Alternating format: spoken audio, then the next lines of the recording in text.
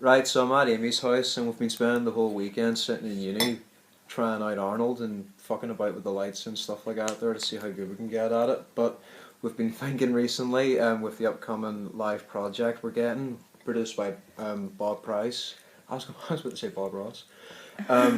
We thought we'd get a really cool head start and go ahead and go out and try to get some research and whatnot. So what we ended up getting was this here for a fiver. It's the Cosmic Gallery.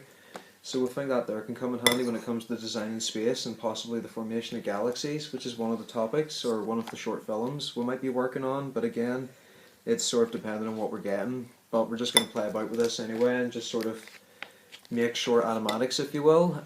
What we plan on doing is, because now we have After Effects and the Arnold renderer, I'm going to try to recreate the middle of nowhere, like in space with like a few galaxies and asteroids and a sun. Just that there and render it out in Arnold to see how it looks with just like a basic mesh of a man. It's for like a short me and Andrew are planning on making really shortly just for our show reels, but for now me and Amy are working on it and we're doing the animatics. And Amy's going to be working on creating meteorites and then trying to render them out in PNG files, so we can use them in After Effects to place over the rendered space scene that's going on, so we don't have to like waste rendering time in Maya on the asteroids and meteorites and passing stars and whatnot. So we think that's going to be a really good way to get our hands around integration methods, and it'll just be really good practice for whenever the project hits live. And that's about it, really. So check this out. Oh fuck! Behind a Starbucks cup, you can't hide from the bitch mermaid or whatever she is.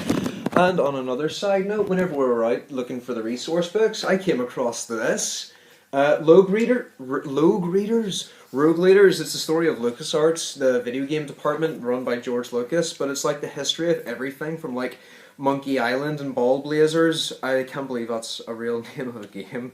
And Sam and Max, which is like an animated series I used to really dig when I was a kid, so this year is going to be really good to dig into because it's like how they made the game and all this here. And there's lots of interesting points in it that I was flicking through earlier, saying stuff like it was about their innovations. They just wanted to make something really fun. There was no really hard profit-driven reason behind anything, which is kind of cool, especially for back then. But then I suppose consoles like the Amiga and the early Macs that played games on floppies and PCs wouldn't really be after much more profit than they would nowadays with the 360 and all being out there and the PS4 and such. But anyway, that's a bit off topic, so we're going to dive in balls deep and get working on this here project, because we got coffee and we got iTunes and Chinese fishy chips, which I can't find anywhere. So, stay moist.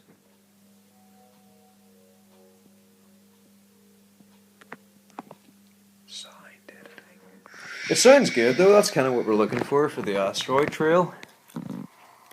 Amy's even using her own instruments, I think, aren't you? Yeah. Excellent stuff. So we just made a bunch of a bunch of mouth organ sounds, and now Amy's just fucking on about with them in GarageBand. Let's see if we can make it. Oh. It's like the grandfather clock coming to get you. Oh, there's Silver Surfer. There's some Silver Surfing voiceovers. There's a fucking rock in my way.